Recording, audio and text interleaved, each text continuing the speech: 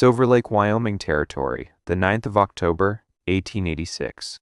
The water was a mirror that autumn, so flat and still that the cottonwoods along the eastern shore seemed to grow downward into another world, a world where the sky was brown mud and the clouds were stone. But the mirror was lying. Beneath that perfect surface, Silver Lake was dying. It had been dying for 3 years, its springs choked by the sediment from Orson Croft's cattle operation upstream, its edges retreating inch by inch into a ring of cracked white alkali that looked like the skeleton of something enormous. For Maren Elstead, the lake was the last thing her husband had loved before the fever took him. Nils Elstad had been a geologist, not the kind who prospected for silver or gold, though the men of the territory could have forgiven him that. No, Nils had been the other kind, the kind who knelt beside hot springs and wrote in a leather journal about mineral deposits and thermal gradient and the slow patience of water moving through stone. He had come from Norway with a head full of theories about the earth's heat and a wife who could read the old sagas in their original tongue. The men of Silver Lake Township called him the professor behind his back and sometimes to his face, and they meant it the way you'd call a dog by the wrong name. The fever had come in August, sudden and absolute. By the 1st of September, Maren was a widow. By the 1st of October, she was something worse. Orson Croft himself delivered the news. He stood on her porch in the early morning, his hat in his hands, which was the only concession to decency he would make that day. He was not a cruel man. He was a rancher who controlled most of the water rights in the valley, a deacon at the clapboard church, and a father of 4 daughters, whom he loved with a tenderness that would have surprised the people who only knew him from his business dealings. He had once carried a neighbor's colicky horse for a quarter-mile in the rain when no one was watching. But kindness and policy were different animals, and this morning he was riding the second one. "Mrs. Elstad, I won't dress this in lace," he said. "Your husband's claim on the lakeside parcel was a lease through the territorial office, contingent on his geological survey work. That work has ceased. I filed for the reversion and the office in Cheyenne has granted it. You have until the end of the month." Maren looked past him at the lake. A heron stood in the shallows, motionless, watching the water with the same expression she imagined was on her own face. Patient, disbelieving. 20 days, she said. 21, Croft corrected, as though the extra day were a gift. He put his hat back on. "There's a boarding house in Rawlins that takes women. I can arrange a seat on the Thursday freight wagon." She did not answer. He shifted his weight, and for a moment something crossed his face that was not policy. It was the look of a man who had once watched his youngest daughter cry over a dead finch, and had not known what to say then either. But the moment passed, and he walked back to his horse, and the sound of hooves on dry ground was the sound of a door closing. The town was not large enough to have secrets. By noon everyone knew. The Norwegian woman, the professor's widow, was being put off the lakeland. They discussed it the way they discussed the weather, as a thing that was happening, not a thing that could be changed. Maren Elstead was an outsider twice over, a woman alone in a country that measured worth in cattle and sons, and a foreigner whose accent made even her English sound like it was being translated from somewhere else, somewhere with too much snow and not enough ambition. They pitied her.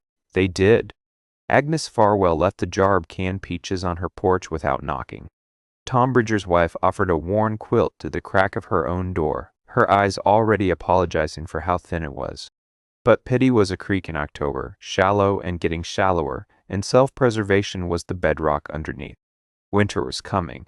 No one had surplus to share with a woman who had no claim, no kin, and no plan. Maren spent those first days after the notice not packing but reading. She sat in the cabin that was no longer hers, at the table Nils had built from pine he'd milled himself, and she read his journals. There were 11 of them, thick with his small, precise handwriting, the ink sometimes smudged where his left hand had dragged across the page. They smelled of leather and iron gall, and something faintly sulphurous, like the hot springs he'd spent years studying. She was not reading for comfort, she was reading for instructions. Nils had been mapping the thermal features of the Silver Lake Basin since before they were married. He had a theory, one that the territorial surveyors had politely ignored and the ranchers had openly mocked. The lake, he believed, was not fed only by snowmelt and rain. Beneath it, deep beneath the dying surface, there were geothermal springs, ancient veins of warm water rising from fractured rock. The lake was cooling and shrinking not because the water was gone, but because the surface channels had been blocked. The heat was still there, trapped, patient, waiting in the stone. The surface is a fool, Marin, he had told her once, standing knee-deep in the shallows with a thermometer in his hand and the look of quiet delight on his face. It shows you death while underneath. The earth is still breathing warm. She had thought it was poetry. She was beginning to understand it was a map. On the 14th of October, with 6 days left before Croft's deadline, Marin walked the lake's perimeter. Not the living edge where the water still lapped weakly at the stones, but the dead edge, the wide band of dried alkali and cracked mud where the lake had been 2 years ago. She walked slowly, the way Nils had taught her, watching not for what was there, but for what was happening. The signs would be subtle. He had written in his 7th journal, mineral staining on exposed rock, patches of ground that stayed unfrozen when everything else was brittle, plants growing where they had no business growing. She found it on the lake's southern shore, where a low shelf of limestone jutted into the old lake bed like a crooked elbow. There, in the cracked mud, was a patch of green, not the gray-green of sagebrush clinging to life, but a vivid, almost indecent green, a cluster of moss and maidenhair fern growing in a seep of water that was, when she knelt and cupped it in her bare hands, warm, not hot, not steaming, but warm, the temperature of skin, of something alive. She dug, using a flat stone, and then her hands, she excavated around the seep, following the water to its source. Beneath a layer of calcium-crusted rubble, she found the mouth of a fissure in the limestone, no wider than her forearm, from which the warm water trickled in a steady, quiet pulse. She could feel the heat radiating from the rock around it. She pressed her palm flat against the limestone and held it there, and the stone was warm the way a horse's flank is warm after a run, deep and alive and undeniable. She sat back on her heels. The wind was picking up from the north, carrying the first real bite of what was coming. Around her the dead lake bed stretched in every direction, white and ruined and worthless. But beneath her hands the earth was breathing. She did not go to Rollins on the Thursday freight wagon. Instead, she went to the abandoned line shack at the edge of the alkali flat, a structure so derelict that even Croft had not bothered to claim it. The roof had partially caved and the door hung from one leather hinge. But it was close to the seep, and it was something. She began to work. The first task was the channel. Using Nils's smallest pickaxe and a shovel she fashioned from a flat stone lashed to a cottonwood branch, she widened the fissure, coaxing the warm water out of hiding. She lined a shallow trench with flat stones from the creek bed, creating a channel that directed the geothermal water from the seep toward the line shack. The water moved slowly, a thin, steady stream that steamed faintly in the cooling air. It was not enough to heat anything, not yet. But Nils had written about this. Thermal mass, he called it. The principle was simple, almost embarrassingly so. Water holds heat far longer than air. Stone holds heat far longer than wood. If you could bring warm water into contact with a mass of stone, the stone would absorb that warmth and release it slowly, evenly, for hours after the water itself had cooled. The Romans had known this. The Norwegians had known this. Every culture that had ever built a bathhouse or heated a long house with hot stones had known this. The frontier had simply forgotten, too busy cutting timber and burning coal, to remember that the earth itself was a furnace. Marin rebuilt the floor of the line shack first. She pried up the rotting planks and dug down 2 feet, lining the excavation with the flattest, densest stones she could find and carry. She built a shallow basin, a stone trough that ran the length of the shack's single room, and she channeled the warm water from the seep into one end. It flowed through slowly, warming the stones, and exited through a drain she cut at the other end, flowing back toward the lake bed. The effect was not immediate. The first night, she slept on the stone floor, and it was merely less cold than the ground outside. But by the 3rd morning, after 3 days and nights of warm water flowing continuously through the stone, the floor had become something miraculous. She woke and pressed her hand to the stone, and it was warm. Not the warmth of a fire, which is all violence and consumption. A gentler warmth, steady, radiating upward through her bedroll and into her bones. The kind of warmth that did not demand fuel. She repaired the roof next, layering pine boughs over the gaps and then packing them with mud and dried grass, creating an insulation that trapped the rising heat inside. She packed earth and sod against the north wall, 3 feet thick, the way the old sod houses had been built, but with intention now, understanding that the mass of earth was not just a wall but a battery storing warmth. She chinked every crack with a mixture of clay and dried moss, working her fingers into gaps until her hands bled, and then scabbed and then calloused into something harder. By the end of October, the line shack was no longer a ruin. It was a vessel. The warm water flowed beneath the floor in its stone channel, heating the dense rock which radiated heat upward into the insulated room. The sod walls absorbed what heat they could and held it. The low ceiling trapped the warm air. On a night when the temperature outside dropped to 15 degrees below zero, the inside of Marin's shack held steady at a temperature warm enough to sleep without shivering. She burned almost no wood. A small fire in the evening to cook and to heat water for tea was all she needed. The earth did the rest. November came like a fist.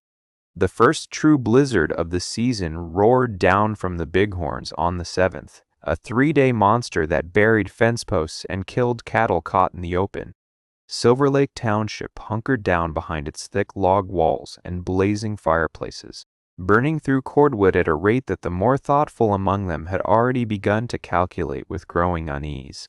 Orson Croft, inspecting his cattle losses after the storm, rode past the alkali flat and saw smoke. Not the thick, desperate plume of a large fire, but a thin, almost delicate thread rising from the patched roof of the old line shack. He reined in his horse and stared. The shack should have been a snowdrift. It should have been a coffin, but there was smoke, and there were tracks in the snow, and there was, impossibly, the Norwegian woman, emerging from the low door with a bucket, her face red but not frostbitten, her movements unhurried. He rode closer. She looked up at him with an expression he could not read. "Mrs. Elstad," he said, and he could hear the disbelief in his own voice. "You're still here." "I am still here," she agreed. "In that?" He gestured at the shack, the contempt in his voice competing with genuine bewilderment. "That building was condemned before your husband ever set foot in this valley. The walls are half sod, the roof is boughs and mud. You cannot possibly be surviving in that." "And yet," she said. He shook his head. The wind was cutting across the flat, driving fine snow into his eyes. His own house, the finest in the township, had lost 2 window panes in the storm, and the cold had invaded his parlor like a conquering army. "You are a stubborn woman," he said. "Stubborn and foolish. That shack will not see January." Marin said nothing. She carried her bucket inside and closed the door. She did not need to argue. The stone floor beneath her feet was warm. December broke records that old-timers would speak of for decades. The temperature fell to 30 below and stayed there. The snow came not in storms but in a relentless grinding siege, inch upon inch, day after day, until the world was nothing but white and gray and the terrible ringing silence of deep cold. Firewood became currency. Men who had laid in what they thought were generous supplies found their stores shrinking with terrifying speed.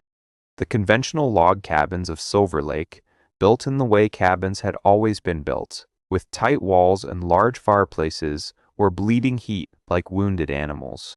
The fire roared, and the cold crept in through every joint, every crack, every pane of glass. 2 families on the east side of town ran out of wood entirely in the 3rd week of December.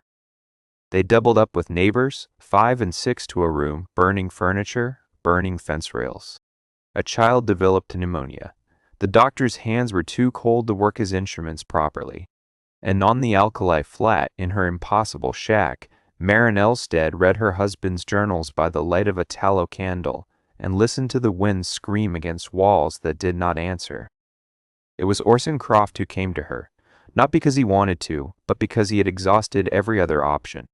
His own woodpile, the largest in the township, was down to 10 days' supply. His 4 daughters slept in one bed now, piled under every blanket in the house, and he could see their breath in the morning. He had tried everything he knew: thicker chinking, heavier curtains, smaller rooms heated in rotation. Nothing was enough. The cold was winning. He stood outside her door on the 23rd of December, hat in his hands again, but this time the gesture was not a concession to decency. It was surrender. When she opened the door, he felt the warmth spill out like something liquid, something impossible.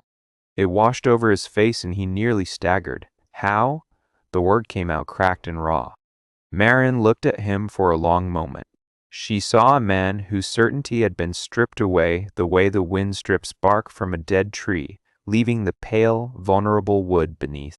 She saw his red-chapped hands and the fear in his eyes that was not for himself, but for 4 girls sleeping in a freezing house.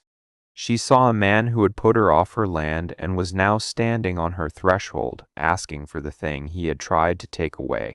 Her home. She stepped aside and let him in.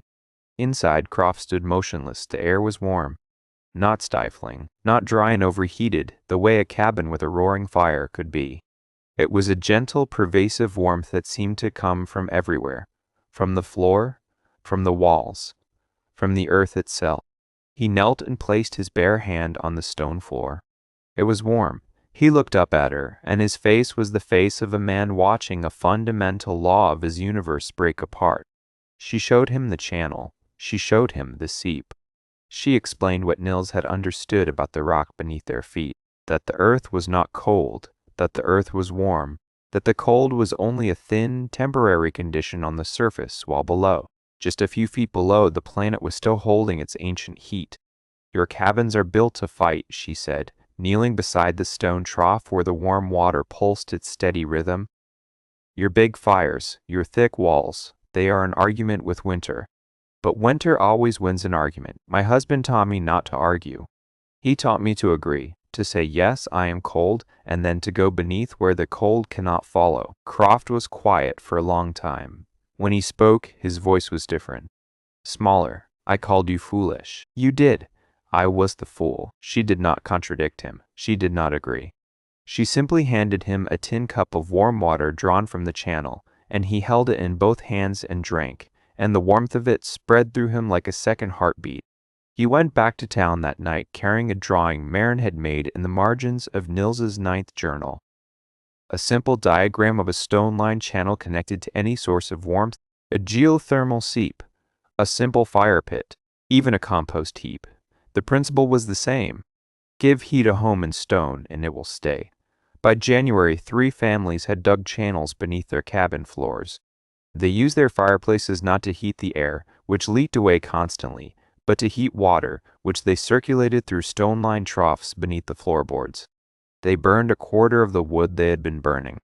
Their floors were warm. Their children slept without shivering. By February, every cabin in Silver Lake had been retrofitted. Orson Croft himself led the work, his builder's hands adapting Marion's principles to the structures he knew so well. He did not take credit. He sent every person who asked to the line shack on the alkali flat to learn from the woman who had understood what the earth was trying to say. That winter, Silver Lake lost no one, not a single soul. The settlements to the north and south were not so fortunate. Whole families were found frozen in their cabins, their wood piles exhausted, their fireplaces cold. The winter of 1886 became legend, a merciless teacher that separated the living from the dead by the thinnest of margins.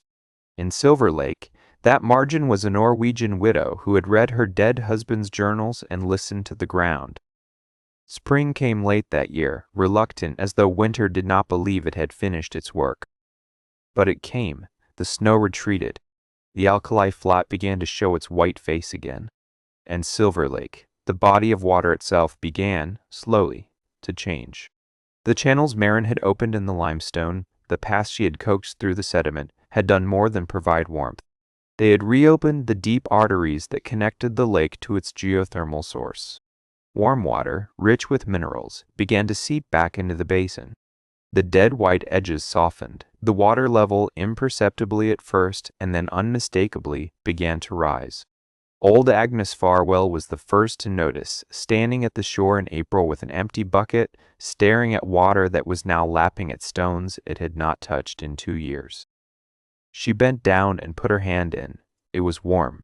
She pulled her hand back as if she'd been bitten, then put it back again, slowly. "Lord of mercy," she whispered. "It's coming back." By midsummer, the lake had risen 4 inches. Marin did not claim to have healed it.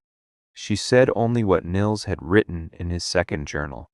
The thing the town had laughed at when he'd said it aloud at a meeting 3 years before his death. The lake is not dead, it is only sleeping. The heat beneath it is the dream it is having, and if you follow the dream down to the rock, you will find the dreamer is still alive. They had laughed at him then. A Norwegian geologist reading poetry to a dying lake. The water rose. It whispered against new stones. The herons came back. Marin Elstad lived in her line shack until 1911, when she died in her sleep at the age of 63. Travelers passing through Silver Lake in those years would sometimes remark on the small stone building on the alkali flat, how modest it was, how unremarkable, and how strange it was that when you stepped inside, the floor was warm even in the dead of winter, even when no fire burned. They would remark on the old woman who lived there, quiet and small, who spoke English with an accent that made her words sound like they were being carved from something older than language. And they would remark on the lake itself, which had been dying and was now inexplicably, impossibly alive. She left behind 11 leather journals that were not hers. On the inside cover of the first one, in handwriting she recognized better than her own, were the words, "The surface is a fool, Marin. Go deeper." The lessons of Marin Elstad are not about geology or geothermal energy, or the physics of heat transfer, though they contain all of those things. They are about a way of listening. We spend our lives on the surface, trusting what we can see, stacking our firewood higher, building our walls thicker, fighting the cold with the same tools that have always failed us, just louder. We mock the people who kneel in the mud and listen to the ground. We call them poets. We call them fools. What about you? What dying lake are you standing beside, mourning something you think is gone, while beneath the surface the warmth is still pulsing, waiting for someone to dig down and find it? What journal is sitting on your shelf, written by someone who understood something you have dismissed? What impossible warmth is just beneath the floor of your life, waiting for a channel, a simple path of stone to carry it to where you are shivering? The world will tell you the water is gone. The experts will tell you the lake is dead. They will measure the surface and declare it finished. Go deeper. Your seep is waiting. Your stone is waiting. The earth beneath your feet is warmer than you think. Start digging. The story is a historically inspired reconstruction. The characters are fictional, and the events are a dramatization of principles related to survival, geology, and thermal engineering. The content presented here is for entertainment and inspirational purposes only, and does not constitute professional engineering, geological, or survival advice. Always consult with qualified professionals before undertaking any building or survival-related activities.